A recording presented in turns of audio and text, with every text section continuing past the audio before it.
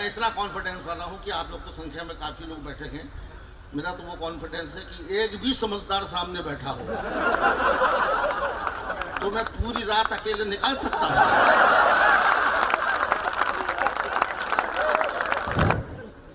खुदा को हाजिर नाजिर जानकर जो कुछ कहूँगा झूठ कहूँगा और झूठ के अलावा कुछ नहीं कहूँगा। फोटोग्राफर साहब फोटो दे रहे हैं, सामने से लीजिए, इधर के हिस्से का आप क्या करेंगे।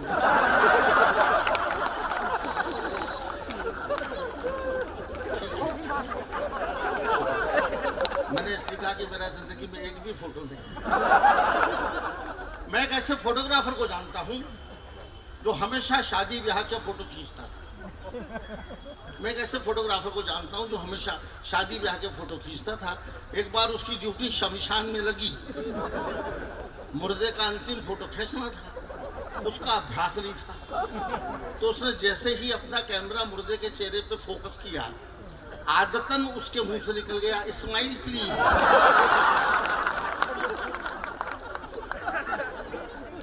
ऑफर इतना जोरदार था कि मुर्दा भी मुस्कुरा दिया।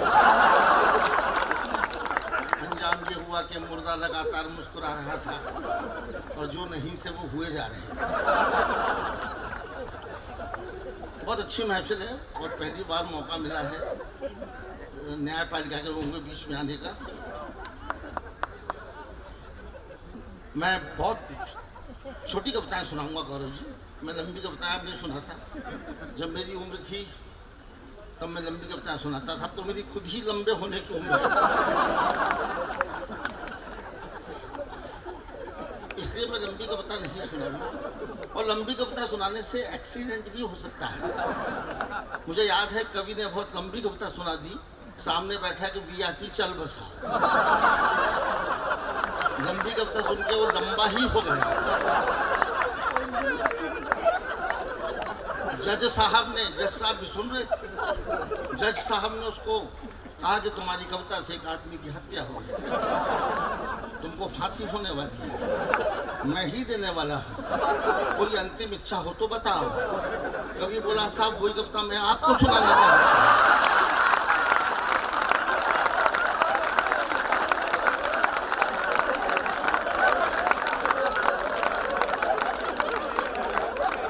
साहब ने उसको बाइज्जत बरी कर दिया।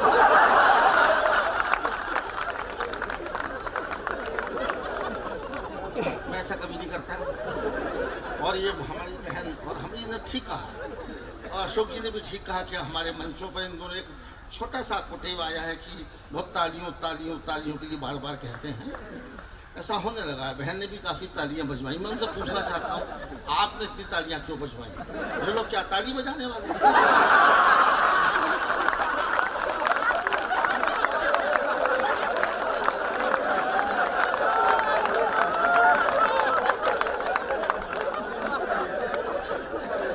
बचा के रखना चाहता हूँ संस्कृति को। मैं नहीं चाहता कि इस देश के लोग ताली बजाने वाले हैं। इसलिए अशोक जी ने मेरे बारे में एक बहुत अच्छी बात कही। कविता वगैरह तो जगह होती है, लेकिन उन्होंने एक बात बहुत अच्छी कही जो मुझे अच्छी लगी और वो सच भी है शायद कि मैं कवि सम्मेलनों के मंचों पे एक कॉन्फिडेंट कवि के रूप में जाना चाहता हूँ। मेरी कविताओं के बारे में पता नहीं कि लोग क्या सोचते हैं, क्या पता वो होती हैं या नहीं होती हैं, लेकिन वो कुछ तो होता है तभी लोग आते हैं। कॉन्फिडेंस मेरा जन्मजात स्वभाव है। मैं इतना कॉन्फिडेंस वाला हूँ कि आप लोग तो संख्या में काफ़ी लोग बैठे हैं। मेरा तो वो कॉन्फिडेंस है कि एक भी समझदार सामने बैठा हो तो मैं पूरी रात अकेले निकाल सकता हूँ।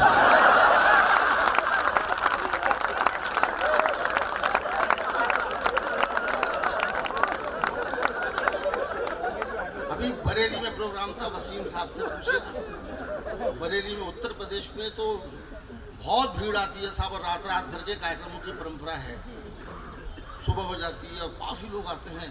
तो बरेली में प्रोग्राम था, मुशायरा था, कवि सम्मेलन था और मैं भी था। 60,000 आदमी पंडाल में था और 60 कवि मंच पर थे। अब मेरा नंबर तो लगभग आखिरी में आता है क्योंकि मैं सीनियर सिटीजन भी हो गया। तो रात के 8 बजे शुरू होने वाले प्रोग्राम में जब मेरा नंबर माइक पे आया तब सुबह के 4 बज रहे थे और पंडाल में केवल 2 लोग बचे थे, एक सुनने वाला, दूसरा सुनाने वाला। कोई और होता तो बेहोश हो जाता, लेकिन मैं तो जैसा कि बताया जाता कि मैं कॉन्फिडेंस वाला हूँ, मैं न घबराया और मैंने कॉन्फिडेंस से काम किया। और सामने बैठे एकमात्र श्रोता से मैंने कहा कि आप ज़रूर मेरे लिए बैठे थे। वो बोला नहीं, आपके बाद मेरा नंबर है।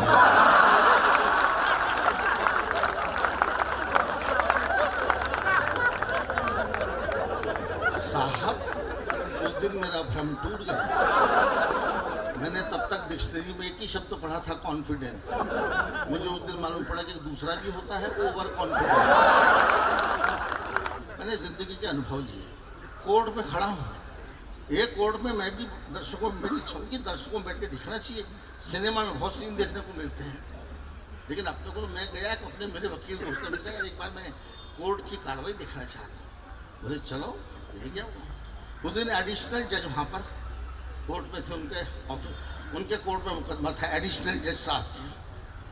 तो मुकदमा शुरू हुआ। सुनने लायक बात है, एक किसान के बैल चोरी हो गए थे, उसका मुकदमा चल रहा था, चोरी की रिपोर्ट। तो एडिशनल जज साहब ने वो किसान से पूछा कि तुम्हारे बैल कब चोरी हुए, कैसे चोरी हुए? तो किसान बोला कि साहब मैं अपने बैलों को लेकर पशु मेले में बेचने जा रहा था, तो मैंने बीड़ी का बंडल लाने के लिए अपने बैलों को पेड़ से बांध दिया। लौट के देखा तो मेरे तीनों बैलों की जोड़ी गायब थी। तो जज साहब बोले 3 बैलों की जोड़ी? जोड़ी तो 2 बैलों की होती है, 3 बैलों की कैसे? तो किसान बोला कि तीसरा एडिशनल था।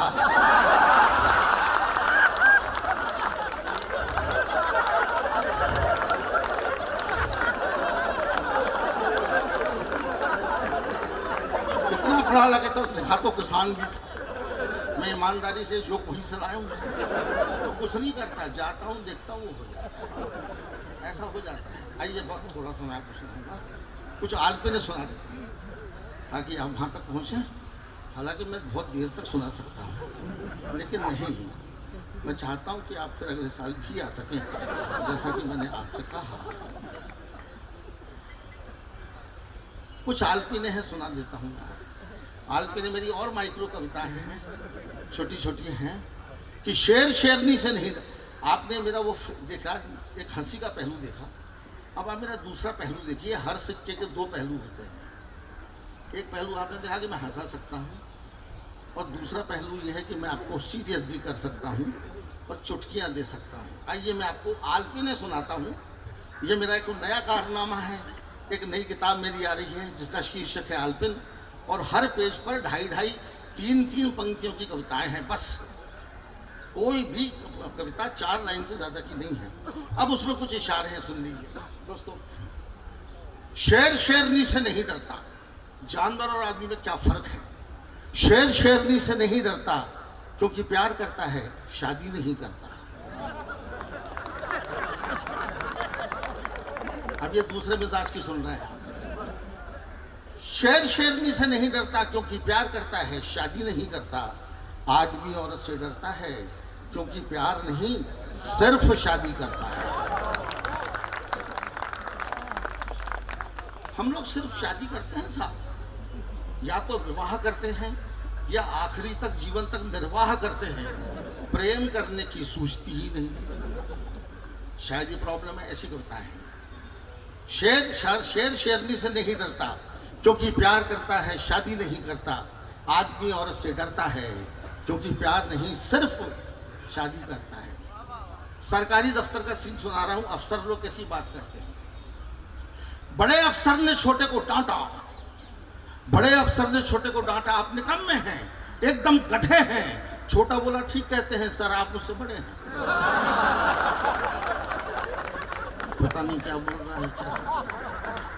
बड़े अफसर ने छोटे को डांटा, आप निकम्मे हैं, एकदम गधे हैं। छोटा बोला ठीक कहते हैं सर, आप मुझसे बड़े हैं। कुंवारे के दरवाजे, तीसरी आलपिन, छोटी छोटी कविता है, आलपिन है। कुंवारे के दरवाजे पर लिखा था होम स्वीट होम। शादीशुदा के लिखा था ओम शांति ओम शांति ओम शांति।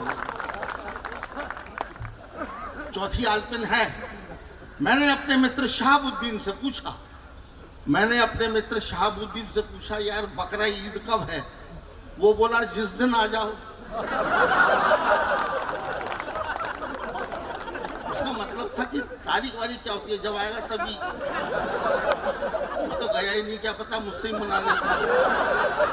मैंने अपने मित्र शहाबुद्दीन से पूछा, यार बकरा ईद कब है? वो बोला जिस दिन आ जाओ। और सुनिए, आपको मजा आएगा। आलपिनों में बीवी एक को जीने नहीं देती, हर एक की कहानी है, हर एक की ट्रेजेडी है, लेकिन मेरी कुछ और भी है। बीवी एक को जीने नहीं देती, ऊपर से करवा चौथ रखती है, मरने भी नहीं देती।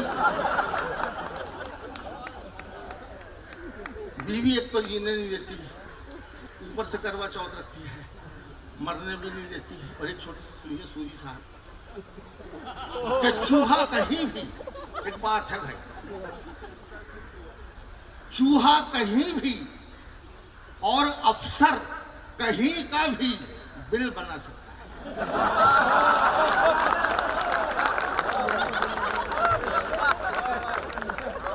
चूहा कहीं भी और अफसर कहीं का भी बिल बना सकता है।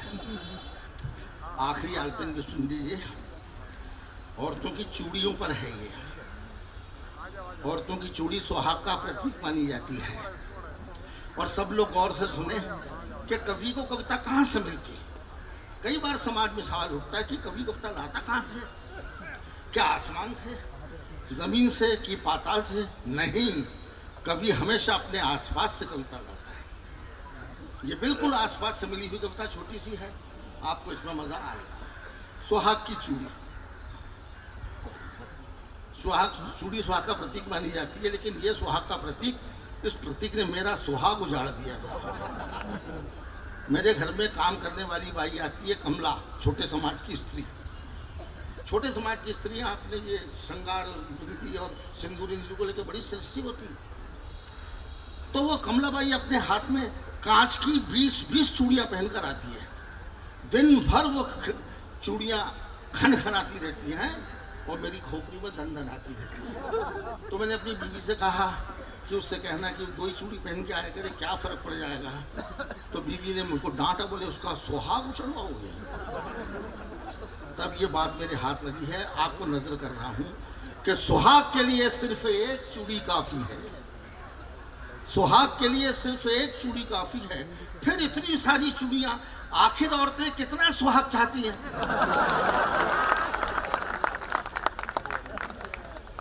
आइए सबसे आखिरी में मैं, बहुत अच्छा आपने सुना इसलिए, वरना मैं तो बहुत जल्दी खिसकने वाला कवि हूँ। लेकिन आइए मैं आपको एक बहुत मनोरंजक बात बता करके अपना स्थान दूंगा। और प्रधानमंत्री मोदी जी के डिजिटल इंडिया से मैं भी प्रभावित हूँ। आदमी है तो सोच वाला, इस उम्र में भी इतनी वैज्ञानिकता को सोचता है। दुनिया से कॉम्पीट करना है इंफॉर्मेशन टेक्नोलॉजी में। हमें अभी 104 भेज दिए, 104 सैटेलाइट भेजे। एक मित्र ने बधाई दी, बोले देखा चौबे जी, दूसरे देश के भी सैटेलाइट को अपने हिंदुस्तान ने भेज दिया। मैंने कहा आसान बात है, जहाँ पर एक ऑटो में 40 लोग बैठ सकते हैं। मैंने कहा हिंदुस्तान में प्रॉब्लम नहीं है। डिजिटल इंडिया टेक्नोलॉजी ने, साहब मैं आपको बढ़िया बात सुनाने जा रहा हूँ। ऑनलाइन सर्विस सबसे नायाब तोहफा है। ऑनलाइन बाजार जाना बंद कर दिया, आपके घर में बाजार भेज दिया। अभी मेरी और मेरी पत्नी की शादी की पुण्यतिथि थी। हंसने की क्या बात है, शादी करना पुण्य का काम माना गया। हम दोनों ने पुण्य किया। पुण्य एक बार किया और तिथि साली हर साल आ जाती है,